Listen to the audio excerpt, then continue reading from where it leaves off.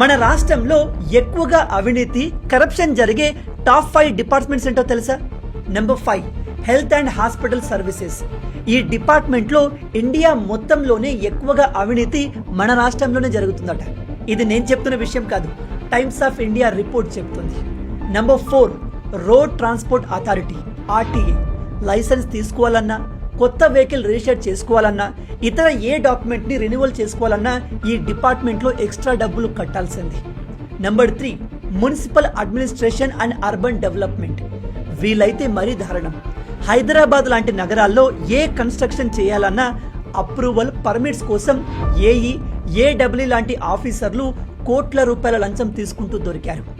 ఇక number 2 police department. వీళ్ళ గురించి నేను సెపరేట్ గా చెప్పాల్సిన అవసరం లేదు, మీ అందరికీ తెలిసిందే. ఇక టాప్ లో ఉంది నెంబర్ 1 రెవెన్యూ డిపార్ట్మెంట్. ఈ డిపార్ట్మెంట్ లో జరిగే అంత అవినీతి వేరే ఎక్కడ